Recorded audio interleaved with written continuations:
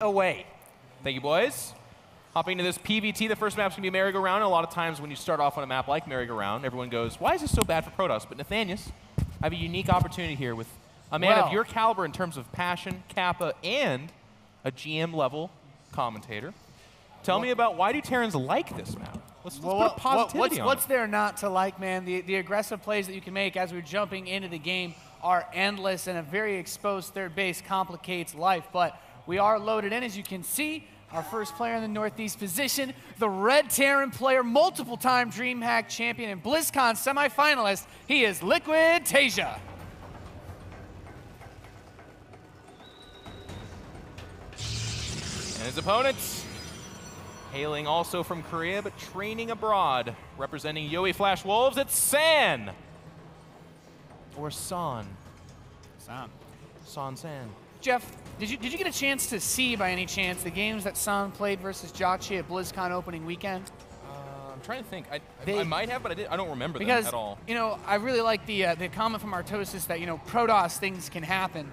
And anybody that tuned into that series would recall the cheesiest PVT perhaps played this year with some really gnarly aggressive moves from San. And Unless it started, if it didn't start with a cannon rush and end with DTs, then it's not the cheesiest. Well, I mean, like the epic one-base contain where he actually had pylons and stalkers strung all the way around the entire main base area of Foxtrot, so that Jachi could never expand despite having stim and medevac. That game inspired what Harding did in the finals of Home Story Cup as well. It's the proxy Oracle into one-base blink, like, and you hold them on that one base forever. Yeah, that is pretty cheesy. Yeah.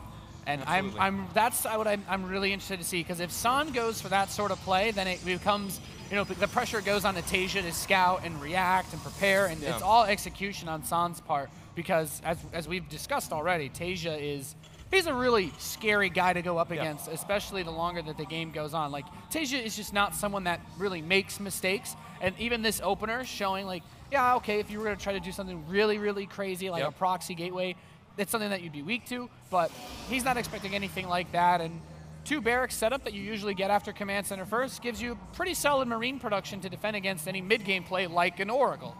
And speaking of Oracle, that is dominating the meta right now for PVT. There's so many Protoss that are doing even proxy Oracle or even in-base Oracle, but it's just their control of that unit and the potential game-ending damage that it can do if you're not prepared is astronomical. I mean, you say game-ending and that is what it is. Going into the build, so as you can see, that is going to be that second barracks. And usually it's followed up with a third one or double gases. But again, because the meta is the way it is, there's even a chance at early eBay.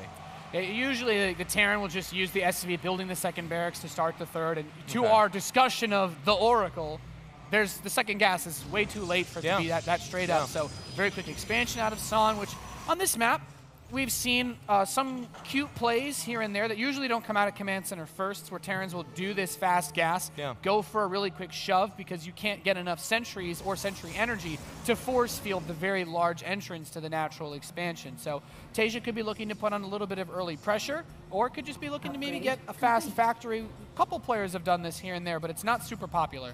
I feel like a lot of times when a Terran of TaeJa's level and just really around this tournament caliber level is opening up CC first, I feel like what they're broadcasting is like, I want to start off this best of 3 and see what you're doing. It's really kind of an open-ended opening. You don't do a super fast timing attack off of that. I mean, everything you said is true. You could do like little Marine push-outs, try to instigate the photon overcharge, that kind of thing, really pick up on what the Protoss is doing, but it's more of a like, San, what do you think about this best of 3? And to your point, with that late second gas, it is proxy Oracle. There is that back pylon. We'll keep an eye on that in the main. That's kind of key for things like going, you know, putting a Twilight Council there or something. It's actually going to be Robo. But I like San opening up as well, because again, the reason TaeJa opens up so open-ended in a lot of these matches is because he is the final boss. He is the feared player. Like he's like, okay, you're going to cheese me, and I'm going to do a build that kind of receives all cheeses fairly well. This is why I really love the way, like, TaeJa makes a tiny tweak, and we've seen only a handful of Terran players open up with the Reaper after the Command Center first. Oh, it's so annoying. Generally, the weakness of gasless expands is that you don't have good scouting tools. So TaeJa can look around, and worst comes to worst, throw this Reaper away into the base of San.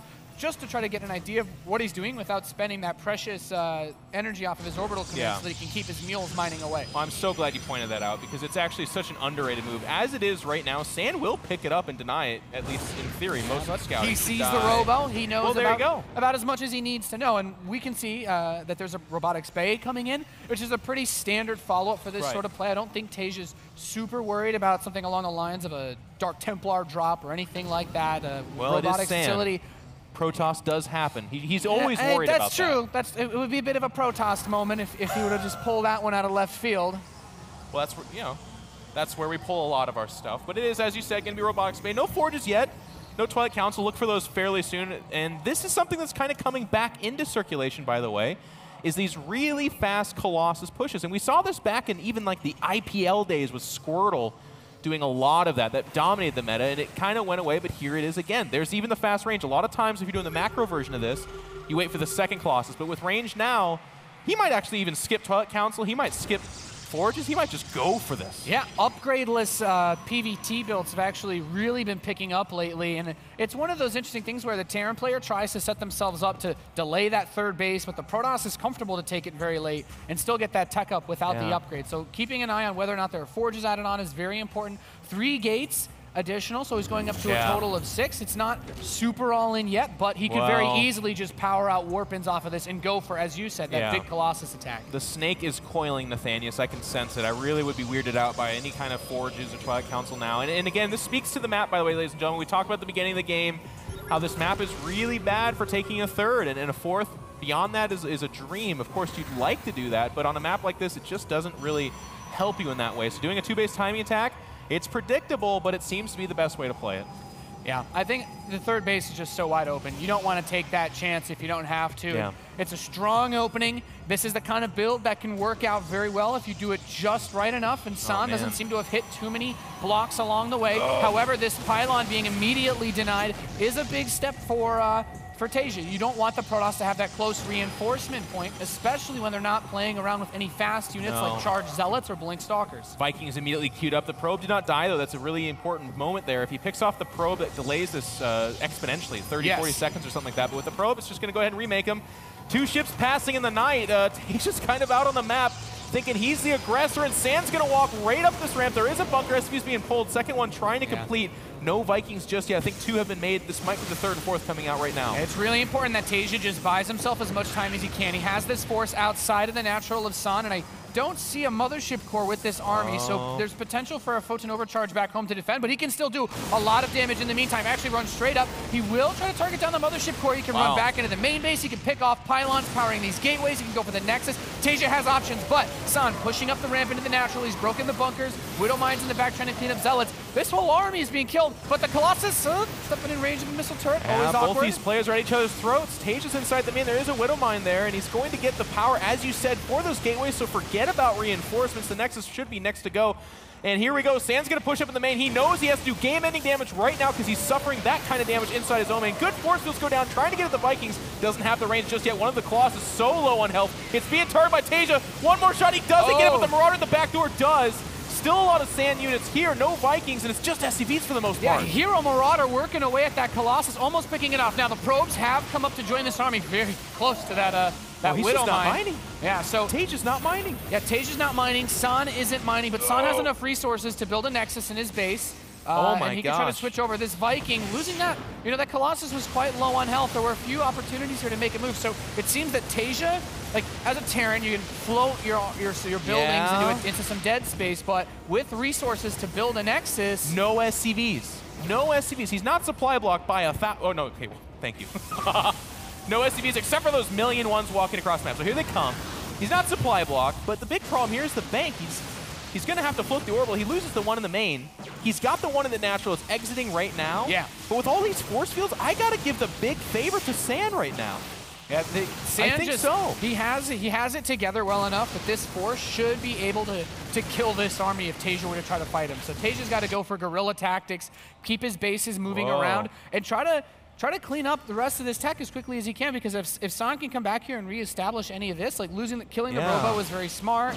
You want to go for things like Cybernetics Core, delay them from rebuilding, and even this starport is a really big deal. It's a big deal. If there wasn't an Observer, or if you had been able to kill the Observer, then even Banshees can be a really great comeback unit in a scenario like this, but he builds the Nexus right in his face. Yeah. It's like, yep, this is where I'm going to plot myself, and it is quite an exposed open area, so TaeJa knows where he needs to dance around. This is an interesting spot. From this spot, he can kind of have a presence around the map. I mean, keep in mind, we're not talking about like a 6 medevac army for the Terran player. He's only got 2.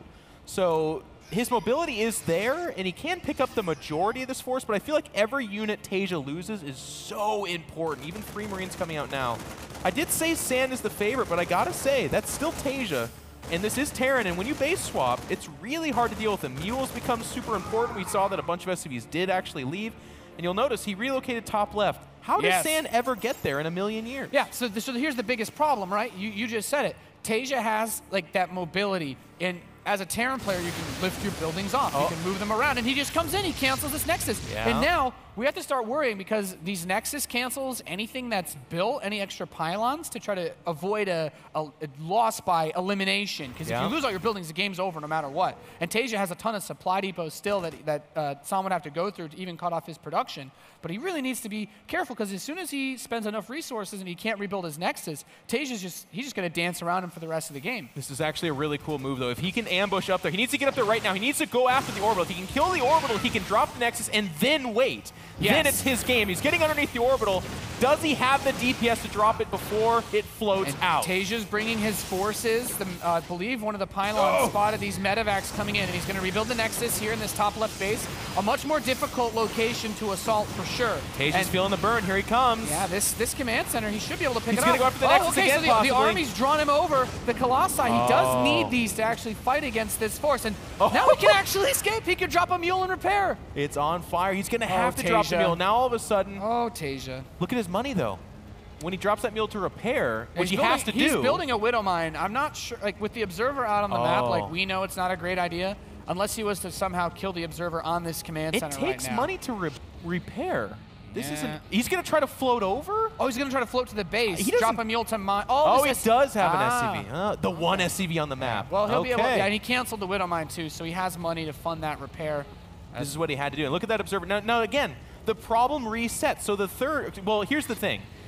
The reason this move was so amazing for Sand is he got most of those SCVs. If those SCVs are left up there mining, and Sand can't go near it, because he can't just partition off 3 Zealots. You guys go handle that. No, they'll die out in those shark-infested waters from this Terran army right there, and then all of a sudden TaeJa will have a bigger army. But like this, there's a chance. And TaeJa's just going for it. Yeah, he's just going to run right in. He gets the Colossus, and bio units picking him up, moving them behind these force fields. They just win straight up against Gateway units. I'm really blown away that he actually managed to pick the Colossus up. Yeah, he just ran up and pretty much killed him. Now the probes are all dead. That's it. GG. TaeJa takes game 1 after a pretty awkward base trade. Look at that smirk on his face. He's like, yeah, I totally shouldn't have won that game. Well, that was the way he won that. I love that. The Observer's off looking at the command center, which is, again, the right call. He wants to know where it's relocating to. He wants to know the mining situation. He doesn't see the army coming up. Exactly. The army from TaeJa just brazenly runs up the ramp, targets the Colossus almost immediately, gets force fielded in, but who cares? You don't have 20 Zealots.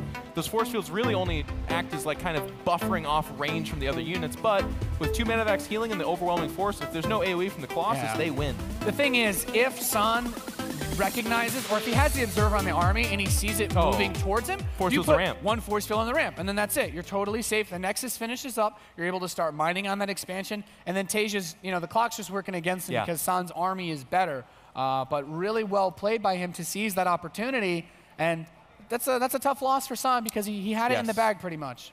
He did. The timing attack hit at a time where there was a 3rd and 4th Viking just coming out, and I got to give again a big tip of the hat to TaeJa. Sadly, while we're talking about how Sand had this game in the bag, if TaeJa's got just those units and 2 medevacs back at home, I don't know that he necessarily flat out loses, but it's really hard. They're not doing much for him there. He's got the bunkers. That's just buying time for Vikings to come out. But with them counterattacking and depowering all the pylons and really cutting into Sand's ability to reinforce, that was like the big determinant factor. And to have the gusto to be out there to do that was absolutely incredible. But even then, his woes weren't over. The decision to relocate the decision to kind of pick it up, to run up the ramp, all those things. TaeJa's just such an incredible, complete player. At no point was San really able to establish a nexus after the base trade. TaeJa had moved those, his command center around a little bit, got a bit of mining, put out a few units, but San, he had the nexus about to complete. TaeJa came in at the last second and forced to cancel. Then he goes to the top left, starts the nexus. Just as it finishes, TaeJa's forces come in. So he wasn't able to make any use of all those probes that he had saved or the money that he had saved up because his production got shut down so early on during his attack. So we're now counting down into game 2. King Sejong Station is a pretty good map, I'd say, if you're trying to go for early aggressive styles as either Terran or Protoss, since you can very easily drop, or there's very easily slip an Oracle in. So this could be where we see a little bit more. Although Merry-Go-Round wasn't a terrible map for it either. It's just, from the Protoss perspective, it's just terrible. They don't like it. Anytime a map really says, taking a third is silly and hard to do, then all of a sudden those 2-base timing attacks, those proxy oracles become just that little bit more predictable. They're already pretty predictable in the meta right now, but if the map pushes you in that direction, Terran can start to do things. We noticed that TaeJa really held off on adding any missile turrets at all. In fact, he didn't. So he was able to cut those kind of corners because he knew there's something too basey coming out of this Protoss. It's too late for an Oracle. I open up with enough Marines at each mineral line, so I'm not going to have to add those extra costs. Yeah, and to your point, this map, much easier for San to get a third, but will this guy let him? TaeJa currently up 1-0. He's done pretty well for himself in Dreamhacks this year, TaeJa. And I'm really excited to see how far he's going to be able to make it in here. If these players can get through to the first place in their group, they have a much easier path ahead of them. But he's in the bottom right. He is Liquid TaeJa.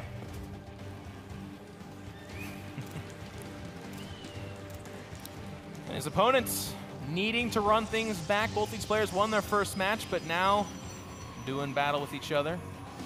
It is the Protoss player from Yowie Flash Wolves, San. And Thanius pointing out, that's the nice thing about live casting together, is he just pointed at my little monitor and said, hey guys, it turns out that was an 11 gate. Yeah. That's interesting. And if I know my StarCraft fans, I know Rotterdam's watching this. He's got a good feeling in him. His go-to PVT build, man. The 11 supply gateway gives you just a quick enough cybernetics core that getting your tech up isn't too tricky. And this can go for very fast Zealot, Stalker, Mothership core pressure, but it also opens the door for very fast Stargate play if you want to get your tech up fast for that point, because he does have the second gas coming in as well. Yeah, it's heading over here, and the trick for Protoss right now at this top tier is finding the appropriate place to hide things, because Terrans they're getting proxy oracled all day long. Yeah. And they know about it, and that's about as brazen as it gets. In fact, I'm now not feeling so confident that this is a Stargate. This might be a Robo, bro. Yeah, this is too forward for Robo, Stargate. Bro. It could be. Man, the proxy Robo builds. These things are always really weird. Oh, Nathanius, I just absolutely fell in love with this. Let's make sure. God dang it. Talk to me. Okay, well, I'm going to do it anyways because we got a little bit of time. I would have liked the Robo here because here's the thing. TaeJa's in the base. 3 probes on gas. Just 1 pylon. Okay, your proxy Oracle. Stargate, yeah, and then you build an engineering you bay and a missile. Yeah. Dude. I don't want to, I've lost more than my fair share of games. I'm like, yeah, I got my missile turret, everything's cool. Oracle should come in now. And then 2 Immortals come my bunker and I'm dead. That's actually a really good point. I've seen that from him. Well, it is a Stargate, and TaeJa is very smartly thinking, I should probably build missile turrets in case it's a proxy Stargate. So, yeah, you're like two steps ahead of both of these guys here. I know. You and I are both. We're so much smarter than these guys. Gosh. Look at this probe. He's like, no, don't come over here. Attack me. Reaper, come on over here. Nope. It's going in the main. Or not in the main, excuse me. But it's going to see the tech, of course. But so he knows now. And the thing is, this Stargate isn't really positioned far enough away from his base that he can really defend it too well once units get on the map for TaeJa, especially since he has a missile turret halfway done. So the Oracle's going to pop out. They might not even go straight to the mineral line if it goes for either of these units. Okay, so it's just going to run in. But building a second one as the Stalker shows up, and there's a bunker and a missile turret? No. He's just safe. He's like, no. He double wrapped that base. This is as safe as it gets. And the command center critically does finish. He even loads the SCV inside the command center. He's like, no one's going to die today. Right now, it's at 0 damage, bro. And I'll tell you what, if he gets the SCV making that orbital, or command center, excuse me, before it finishes, that's actually That would be a big deal. Yes. Lots of damage. Now, the biggest deal here, as we before, we can see it is going to be a Twilight Council. Still on one base, mind you. But the biggest deal is that right now TaeJa doesn't know that, and heroically, TaeJa has a Reaper out on the map. Once he finds this out, he'll have a chance. If he doesn't know about that and just kind of macros as usual, it can be big trouble. I'm just thinking back to that Foxtrot game between San and Jokji, and like, this map is way too wide as far as getting out of your main base goes to contain TaeJa forever. And TaeJa comes in, most importantly sees that there's no natural. I think he might have glimpsed those gateways building as well. Saw one. Yeah. Saw one. That's a big deal. Even just the one extra one, he goes, okay, so he's just going to try to contain him with Blink, and this is... Well, this is pretty wild. These Marines moving down, actually, taking health off of the Stalker. Every hit point's a pretty big deal at this point because he's going to be... He really can't afford to lose much. TaeJa's going to be able to trade more cost effectively with the bunkers. He has the orbital ready to expand. And look at this, Widow Mines being built. You don't want to spend your Oracle energy revealing Widow Mines. You want to spend it killing your opponent. Yeah, it's interesting. We saw something like this from, I believe it was First versus TaeJa at BlizzCon, and it just didn't end up making for a super interesting game because TaeJa was so patient and rock solid about defending this. It's when the Terrans kind of get over-eager and get out a little bit too soon, before Stim finishes, before they have a good number of units, and all of a sudden they get aggressively blinked on, or force field, as we can see here being set up, and then they're in a lot of trouble. But TaeJa's very patient about it. That being said, though, kind of something you pointed out earlier, Nathaniel, one of the poisons of this opening for the Protoss player is they kind of want you to be patient. Yeah, go ahead and build that third bunker, build that 5 or 6 Widow Mines, build a tank. I'm actually expanding behind this. Yeah, so this is where he's going to try to get his edge. The Oracles are still coming in and trying to deal a little bit of damage here and there, but now the Medevac's out, so you can try to put some pressure. And I'm wondering, is he just going to put his Widow Mine in there? Yep, scan on the main. That pressure come in, so there's the scan. But he doesn't know about the expansion just yet. So TaeJa playing it safe makes a lot of sense. However, to your point, he is going to want to move that command center over as soon as he realizes that San's not sitting on one base this game. And notice this too, the Stalker count is actually really low. There's no timing attack here, it's just 4. They're not even, they don't even actually have the ability to keep TaeJa at home. He's basically relying on TaeJa's fear of Protoss. He's like, yo, there could be 25 Stalkers out here. You've played against MC. You know this is capable of happening. Even losing that Scout Stalker and the natural was, does hurt a little bit as San is looking to just power out probes, power up his tech as much as he possibly can. TaeJa, how many tanks has he built, actually? He's moving up now to building just a second one. You really don't want to commit too heavily on these because even against normal Protoss units, like, they're kind of terrible, so I really feel like it's more prudent for him to get his stim up. Okay, now it's coming in, and it's a very late stim relative to when the robotics facility and Forge are going up. We're seeing kind of the lasting effects of these openings, but bear in mind, TaeJa is up almost 20 supply. He has had that orbital, as you pointed out, Nathaniel, earlier on, for the length of the game, essentially. So he's been making additional SCVs, he's been dropping extra mules. His economy has been fairly robust, and the 2 Oracles, they've been ducking and diving and trying to do what damage they can, but really it's been like 2 or 3 Marines and maybe an SCV or 2, like almost nothing for the cost of 2 Oracles. And as you pointed out, that Stargate's as good as dead, so there'll be no continuation there. So San, I do have to say, cool opening. You're still behind. We need to see if he can do something even cooler to get back into this, I feel.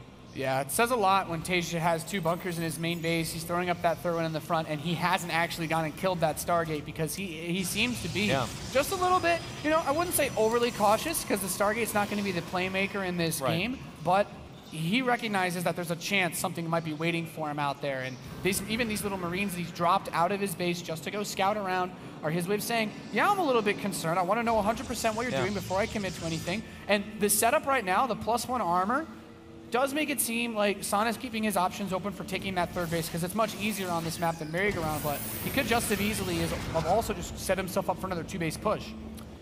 Yeah, you know, Nathaniel, I want to talk about that real quick too, because you have to be cautious against this. There are so many all-ins that come up off of an opening like that where they really want to really capitalize on a Terran just trying to take that base again. And TaeJa has been careful, but I almost want to do, I want to assume TaeJa's actually so in tune with what happens as a follow-up from that he just kind of knew that, yes, you do need to throw up Marines, like you said, picking up and dropping them on the low ground. Yes, there was a scan on the main. Like, there are due diligence that has to be done. He has also built bunkers, but at the same time, he's been rocking a solid 25+ supply advantage while not doing any damage at all. He did not drop Widow Mines. He did not counterattack in any way, shape, or form. He's just off the opening and his rock-solid defense been ahead. Yeah, he gets a nice scout. His little hero scout managed to run in and spot the extra gateways going up, but you know, these oracles are also going to be really annoying, delaying the third command center, delaying some additional Seeing production. the third's nice too. That's cool. Yeah, that's really nice because it can kind of erase the fear of an SCV type push coming anytime soon. +2 armor starts up for San, so he's definitely thinking about a little bit of a later stage in this game. Here's why I like tanks on this map, Nathaniel. So you're talking about, you know, not wanting too many of them, and I certainly agree with you. But on this map, you can backdoor it a little bit. Those tanks on the low ground behind the rocks. He's making them useful, and that's a really cool way to be able to use the map. He's making them useful. You missed that opportunity. You got to get on my level, Brock. Well played. So he's gonna bust down these rocks, and then the tanks are still pretty bad in like head-on fights. But he's zoning away units is also nice. He can work on this photon cannon too. It's definitely not cheap. Does he have any Vikings with this? If he really bolted him to just stim up, he's gonna run right up past the force fields. He's a brave man. fields. Colossus very low, but it's gonna be able to survive in the back. He loses a lot of his forces trying to pick that up, and suddenly that 20 supply lead that you talked about earlier is completely gone. It's been chopped down a little bit. Still liking the damage though. The tank's going to work on the left side of those minerals. They get the gas. Vikings are being added over here. We're gonna have another push. TaeJa does have to be careful because while he did not kill that Colossus, Nathaniel's pointed out that it was at low health but not dead. There's a lot of AoE up there. Still, San, just on 2 bases. We saw the third orbital being completed in the background of this. San needs to do damage. He's gonna do it now. He pushes down. The Vikings in a good chasm right there. They target down the weaker Colossus, now going to work on the secondary Colossus. I mean, the tanks and the Marauders like wreck the Stalkers that blink down, but still, one Colossus does survive this. Puts an overcharge. Not sure how much time is left on that bad boy, but he's going to pick off all the Colossi, and then the Bio once again becomes really difficult to kill, even with this Nexus cannon, because he's got medevac sealing. This is being reinforced. TaeJa might just actually win right here. The last Oracle standing is going to push back the few Marauders. The next Colossus is half a minute away, and TaeJa's next rally of forces is here. Yeah, he's +2 armor does finish up. TaeJa, with only 1/1 upgrades, is going to find himself having a much more difficult time handling those the Zealot forces that get warped. And I don't believe there's a charge upgrade, though, so they're not going to be too scary. So adorable. I love commentating with a Terran player. You guys hate on Terran so hard the whole time. Those Zealot only upgrades. 1/1 upgrades. Those Zealot upgrades, man. There's no upgrades for the Protoss. He's got +2 armor. Well, I mean, you know, big deal. Thanks, Jeff. I've been struggling with my core this whole time. Well, the Observer sees this force coming up once again to this position. He does have, you know, that Colossus. He's worked in quite a few gateway units. Almost enough energy for another Nexus cannon as well. So he's pretty reasonably well set up to defend this, but TaeJa's third base is going to allow him to take a massive lead in the next few minutes. No third Nexus is even being queued up. The upgrades that I apparently completely missed are actually not continuing. There's no even +1 attack upgrade. So yes, you know, the second upgrade attack for TaeJa has been queued up.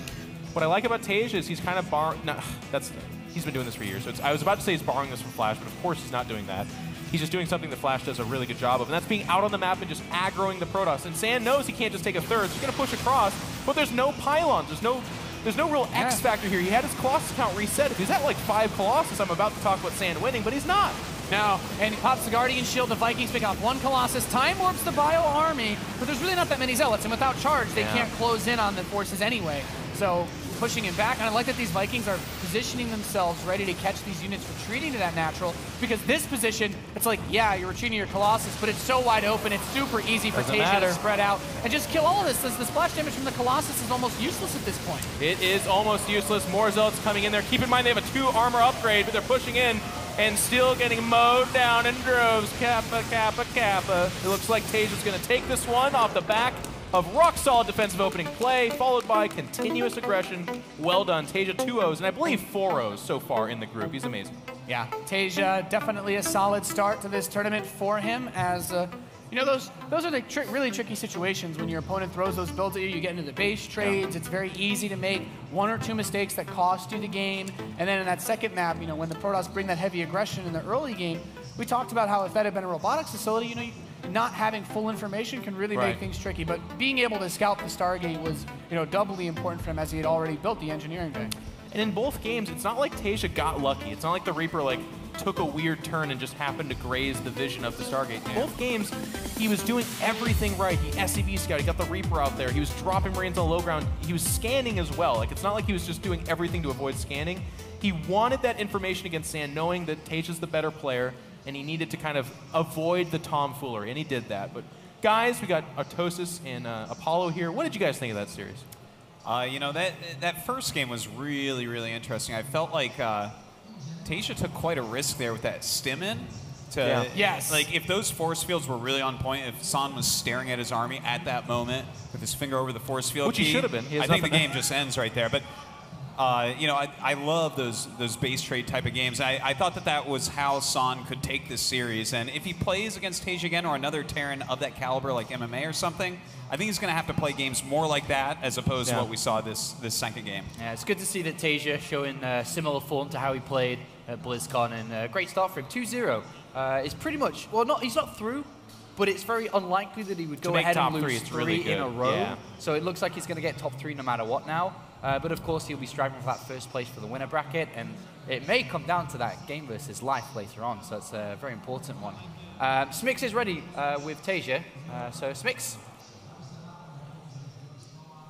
Thank you very much. Congratulations, TaeJa, on that 2-0 victory. Of course, we saw your trademark TaeJa smile. You seemed very happy with your win. My first question for you is that first game one, it turned into a very strange base trade. What was going through your head, and how were you able to kind of take the game from being a strange scenario and clinch your win? 일단 첫 번째 경기에서 경기 내용을 설명하자면은 제가 스캔을 뿌려가지고 거신 공학기지가 빨리 돌아가고 있고 그런 걸 눈치챘어요. 그래가지고 투원 형 거신뽕 하나보다 해가지고 일부러 좀 트리플도 좀 늦게 가져가고 그렇게 해서 좀 맞춤식으로 했는데 그게 뚫리더라고요. 그래가지고 깜짝 놀랐는데 투원 형이 일단 병력을 너무 파수기 위주로 뽑으셔가지고 그래가지고 이기게 된 것 같아요. So TaeJa says, okay, so let me explain what happened in game one. I actually scanned his base, and I saw that he was going for Colossus and Colossus upgrade, so I thought, okay, he's definitely going to come with a Colossus push. And so that's why I decided to take a later third CC, because I was preparing for that, and still his attack did so well, so I was a little bit surprised. But towards when the game started to get a little bit strange and it turned into a base trade, I think his mistake was that he made a little bit too many sentries, and I think that's why I was able to win. Now, TaeJa, many people are saying that you are in the group of death. A lot of people, as soon as the groups came out, they said it's so difficult. What are your thoughts on it? 일단 이 드림핵 4개 조 중에 가장 센 조는 맞다고 생각하고요. 또 그랜드 파이널 우승자인 이승현 선수가 있어가지고 더 죽음의 조가 완성된 것 같아요.